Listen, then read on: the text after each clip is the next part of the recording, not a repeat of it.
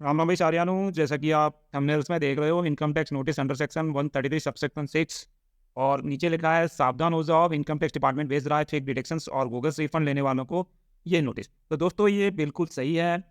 जैसा कि मैंने पहले भी वीडियो में बताया था कि यदि आप फेक डिडक्शंस क्लेम कर रहे हो तो डिपार्टमेंट ने आपको मेल भेजा था। मेल आपको हाई रिस्क कंपेरिजन के थ्रू भेजा था, जिसमें आपको वर्क लिस्ट में जाके आपको ये कंफर्म करना था कि जो आपने जो डिडक्शंस क्लेम किए हैं वो करेक्ट हैं नहीं है, या फिर करेक्ट नहीं है तो आपने आईटीआर को रिवाइज करना था। तो दोस्तों कई सारे लोगों ने तो अपने आईटीआर को रिवाइज किया, करेक्ट आईटीआर फाइल किए, लेकिन कई सारे लोगों ने बोला कि ऐसा हर बार पूछता है डिपार्टमेंट, कुछ नहीं होता।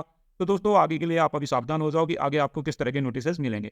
दोस्तों जो नोटिस आपको मिलेगा वो मिलेगा 31 दिसंबर 2023 के बाद, क्योंकि उसके बाद ना तो आपके पास आईटीआर रिवाइज करने का कोई ऑप्शन बचेगा, सिर्फ आपके पास एक मात्र ऑप्शन बचेगा आईटीआर यू, जिसमें आपको 25% मिनिमम पेनल्टी विद इंटरेस्ट देनी होगी।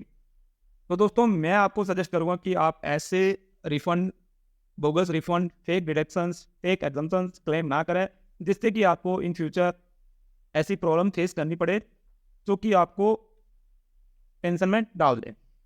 तो चलिए दोस्तों वीडियो की शुरुआत करते हैं कि जो नोटिस आता है वो किस तरह से आता है। तो दोस्तों ये जो नोटिस है 133 सबसेक्शन 6 का नोटिस आपको डिपार्टमेंट भेजता है, तो आपको 3 तरीके से इन्फॉर्म करता है।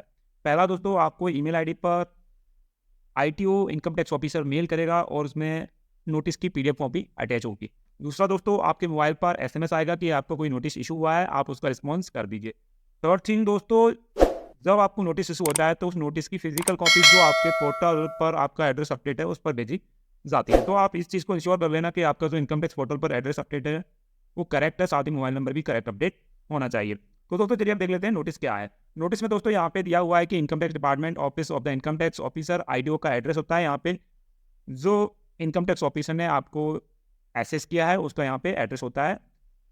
दूसरा दोस्तों, जिसको इशू हुआ है उस इंडिविजुअल का भी एड्रेस यहाँ पे होता है, उसका पैन नंबर आपको यहाँ पे देखने को मिल जाएगा। और असेसमेंट ईयर, जिस असेसमेंट ईयर के लिए इशू हुआ है वो यहाँ पे देखो, यहाँ पे 22-23 के लिए इशू हुआ है।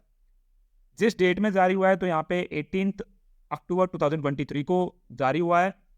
उसके बाद यहाँ पे डॉक्यूमेंट आइडेंटिफिकेशन नंबर और लेटर नंबर, जो कि आपका नोटिस का नंबर होता है, जिसको आप वैलिडेट करना चाहो तो इनकम टैक्स पोर्टल पर जाके आप वैलिडेट कर सकते हो कि जो नोटिस इशू हुआ है वो फेक तो नहीं है।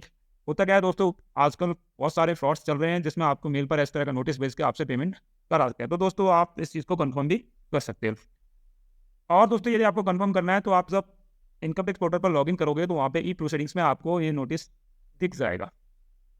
उसके बाद दोस्तों आपको नीचे जाना है। उसके बाद दोस्तों हम नीचे चलते हैं। नीचे क्या है, सब्जेक्ट में दिया है calling of information under section 133 subsection 6 of the income tax act 1961 in the case of, individual का यहाँ पे नाम दिया होगा, पेन नंबर दिया होगा और किस असेसमेंट ईयर के लिए वो यहाँ पे दिया गया होगा। तो दोस्तों सिंपल सा मतलब है कि जो आपने आईटीआर में डिटेल्स फाइल की थी उसके रिगार्डिंग आपसे इन्फॉर्मेशन मांग रहा है। उसका दोस्तों नीचे स्क्रॉल कर लेते हैं।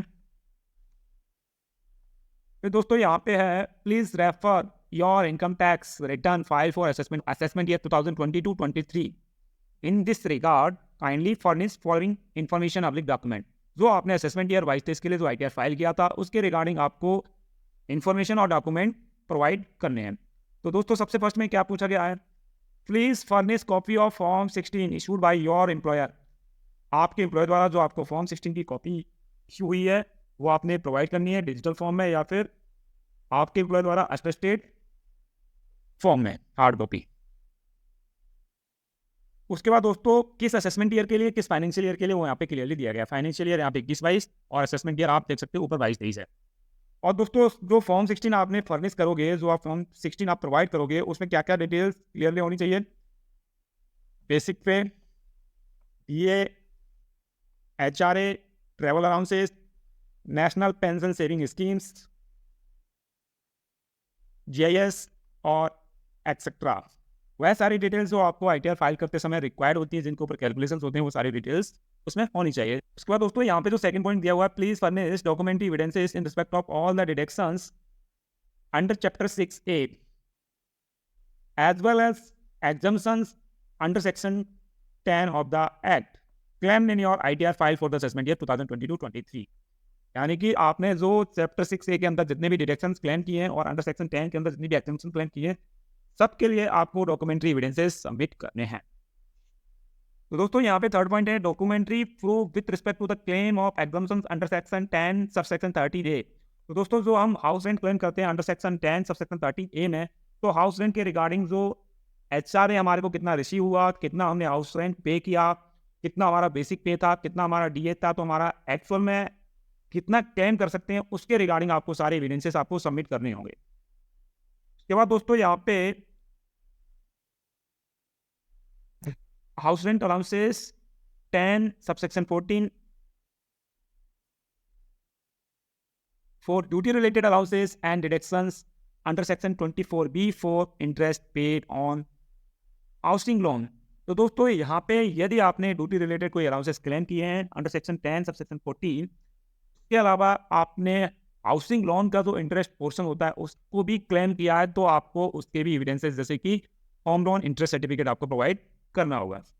दूसरा दोस्तों यहाँ पे जो 4th पॉइंट है, documentary proof with respect to the claim of deduction chapter 6A, that is जो चैप्टर ए में 80C से लेके 80EEB तक जितने सारे डिडक्शंस आते हैं वो सारे डिडक्शंस का आपसे प्रूफ पूछा गया है।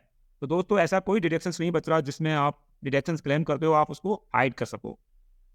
इसका दोस्तों यहाँ पे जो 5th पॉइंट है, name and address contact number of the CA advocate income tax practitioner who has prepared and file your return.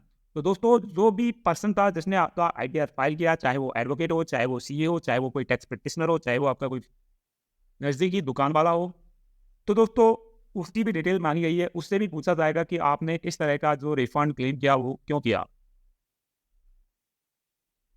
उसके बाद दोस्तों नीचे देख लेते हैं,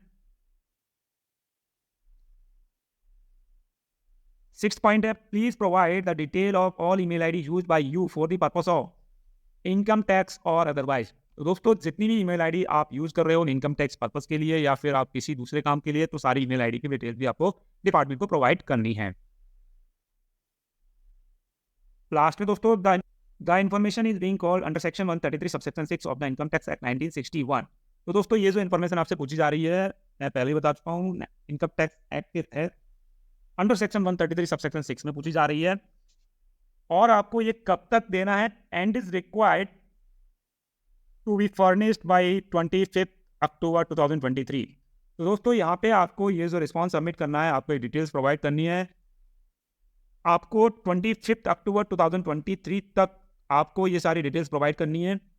आप इसको किन किन मेथड से आप प्रोवाइड कर सकते हो, आप इसको इलेक्ट्रॉनिकली अपलोड करके भी सबमिट कर सकते हो और आप आईटीओ का जो एड्रेस है उस पर आप फिजिकली विजिट करके भी आप वहाँ पे डिटेल्स सबमिट कर सकते हो। दूसरा दोस्तों, यदि आप failure to furnish the above information by the due date may lead to the penalty under section 272A subsection 2। यदि आप इन सारी डिटेल्स को सबमिट करने में फेलियर हो जाते हो, आप डिटेल्स सबमिट नहीं कर पाते हो, तो आपके ऊपर पेनल्टी लगेगी। पेनल्टी होगी eight ₹500 per day of a default. यदि आप डिटेल सबमिट नहीं करते हो, आप इन्फॉर्मेशन प्रोवाइड नहीं करते हो, तो आपको ₹500 पर दिन के हिसाब से पेनल्टी चार्ज होगी, जो कि मंथली अगर हम कैलकुलेट करेंगे तो 15,000 पर मंथ की पेनल्टी बनेगी। तो दोस्तों ये तो था डिटेल पीडीएफ कि किस तरह से आपको नोटिस इशू होता है, मैंने आपको दिखा दिया पूरा, आप यहाँ पे देख सकते हो। दोस्तों मैं आपको बता दूँ इन फ्यूचर के लिए या आपने करंट असेसमेंट ईयर में आपने यदि फेक डिडक्शन क्लेम कर रखे हैं, कुछ भी आपने, चाहे वो एचआरए हो, चाहे वो आईटीसी का हो, चाहे वो आपने होम लोन के लिए क्लेम कर रखा हो, चाहे आपने वो डोनेशन टू पॉलिटिकल पार्टीज कर रखा हो, कुछ भी अमाउंट यदि आपने फेक डिडक्शन में डाल रखा है, तो अभी आपके पास मौका है 31 दिसंबर से पहले आप उसको अपडेट कर लीजिए। यदि आप उसको पहले अपडेट नहीं करते हो, 31 दिसंबर के बाद आईटीआर रिवाइज करने का मौका आपके पास कोई बचेगा नहीं और फिर डिपार्टमेंट आपको नोटिस जारी करके आपसे इन सब के रिगार्डिंग एविडेंसेस मांगेगा। तब आप अपनी आईटीआर को करेक्ट करोगे तो मिनिमम 25% पेनल्टीज आपको पे करनी होगी। तो इसमें डिपार्टमेंट का ही फायदा है, आज आपको 1 लाख रुपए देगा, 2 महीने बाद आपसे 1 लाख रुपए 1,25,000 मिनिमम आपसे रिटर्न में विद इंटरेस्ट लेगा। तो दोस्तों मैं आपको बता दूं ऐसा बिल्कुल ना करें, फेक डिडक्शन बिल्कुल क्लेम ना करें। और हाँ, यदि दोस्तों आप चाहते हो कि यदि आपको इस तरह का नोटिस रिसीव हुआ है और ऐसे नोटिस का रिप्लाई किस तरह से करना है, किस तरह से हमारे को टाइम लिमिट का एक्सटेंशन लेना है, तो उसके ऊपर मैं वीडियो बनाऊँ तो आप मुझे कमेंट सेक्शन में ज़रूर बताइएगा, मैं उसके ऊपर वीडियो बनाऊंगा और आपको जो भी रिक्वायर्ड हेल्प होगी मैं प्रोवाइड करूँगा। तो दोस्तों फिर मिलेंगे एक नई वीडियो के साथ, तब तक के लिए टाटा बाय बाय।